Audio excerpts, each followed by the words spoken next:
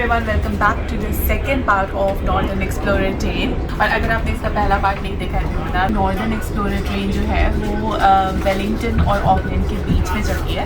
करीब 681 किलोमीटर की जर्नी है जो 11 घंटे में हम करीब 11 घंटे में कवर करते हैं। 4 से 5 घंटे की जर्नी हम ऑलरेडी कवर कर चुके हैं और आगे की जर्नी जो है वो कंटिन्यू है।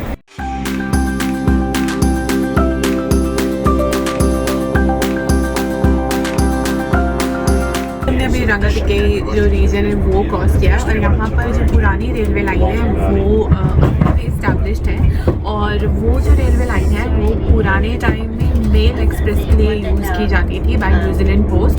तो जितने भी कर्मचारी थे वो रात भर ट्रेन में काम करते थे, मेल सॉर्ट आउट करते थे और जिस छोटे स्टेशन से ट्रेन पास होते हुए जाती थी वहाँ पर जो पोस्ट के बैग्स हैं वो थ्रो कर दिए जाते थे ताकि जो लोकल पोस्ट ऑफिस है वो उन पोस्ट को उठाकर और डिस्ट्रीब्यूट कर सके। अब ऑफ कोर्स वो यूज़ में नहीं है but it was a great fact why not share.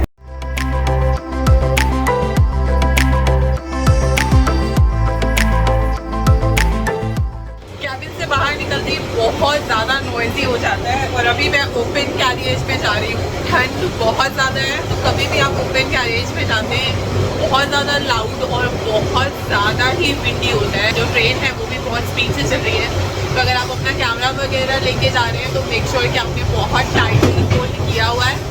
मैंने जो कोस्टल पैसिफिक ट्रेन है उसमें भी एक्सपीरियंस किया था कि होल्ड करना बहुत मुश्किल है, तो मेक श्योर कि आप बाहर निकाल के कुछ भी शूट नहीं कर रहे।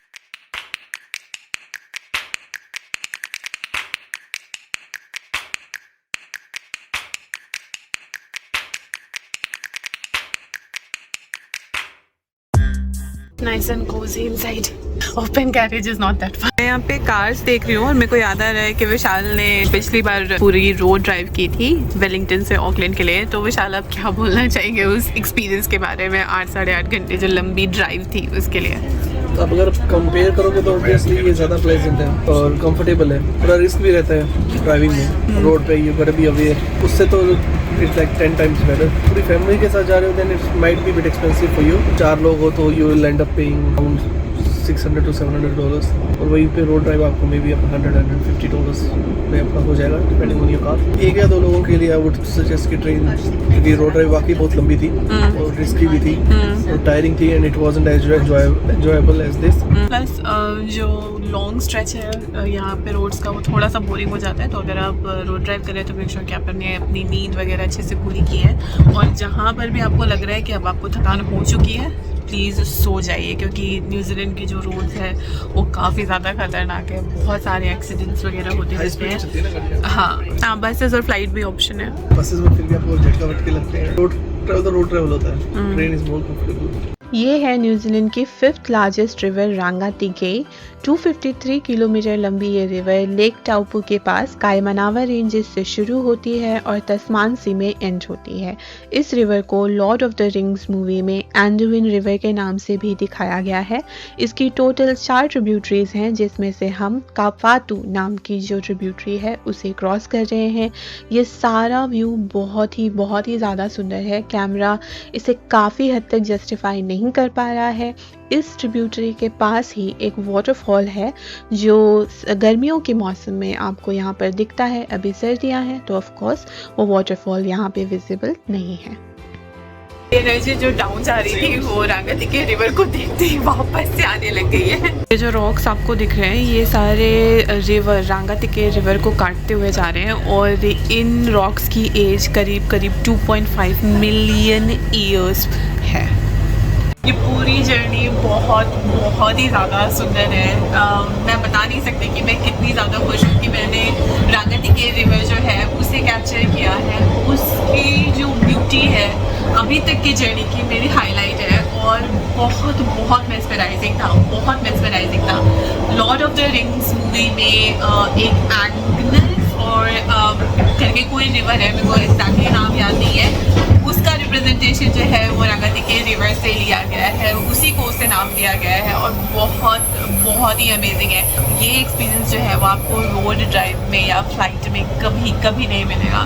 तो अगर आप छोटी जर्नी भी कर रहे हैं, ऑकलैंड से वेलिंगटन तक की नहीं करना चाहते हैं, छोटी दूरी तक कवर करना चाहते हैं, प्लीज़ ट्रेन एक्सपीरियंस डेफिनेटली लीजिए। आई डोंट थिंक कि मैंने विशाल को इतना ज़्यादा एक्साइटेड कभी भी देखा है ट्रेन जर्नी के लिए। It is beautiful, totally worth है जर्नी, जो भी पैसा लगाया इसमें टोटली वर्थ। मैंने अभी वहाँ मैं कैफे साइड जाके सेम यही बात बोली थी। ये वो सारे घर हैं जो 1920 में रेलवे एम्प्लॉयज़ के लिए बनाए गए थे, पुराने वाले।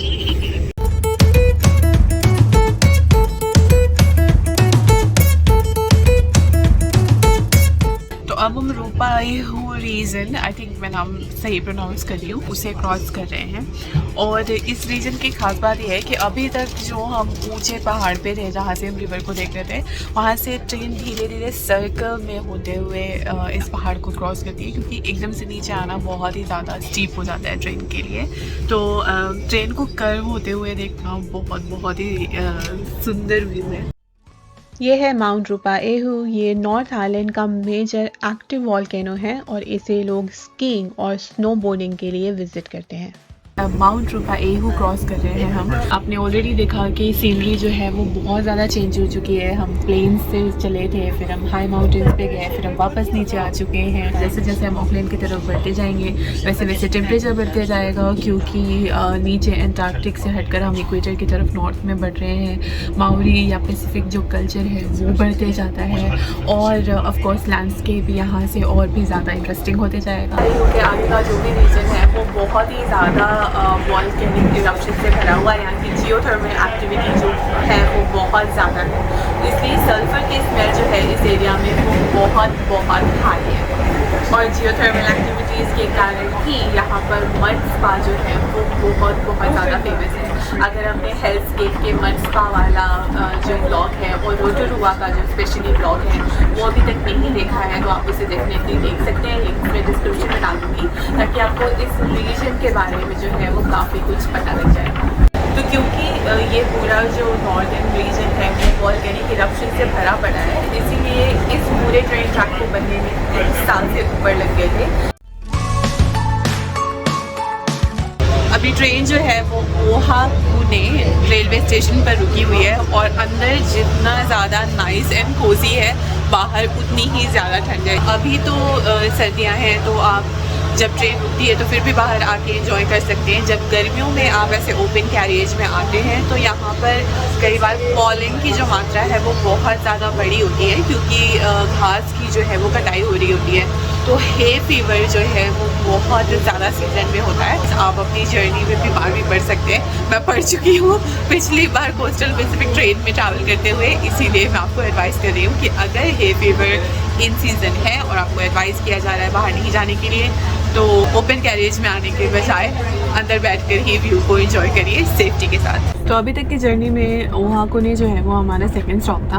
अब जो है हम बढ़ रहे हैं नेशनल पार्क की तरफ। बहुत सारे फैक्ट्स एंड फिगर्स हैं जो मैंने इस व्लॉग में अभी तक नहीं बताया, क्योंकि वो इन्फॉर्मेशन ओवरलोड हो जाती। तो अगर आप और भी जानना चाहते हैं इस जर्नी के बारे में तो प्लीज़ मेरे साथ अगले व्लॉग तक जुड़े रहिए। Till then bye bye.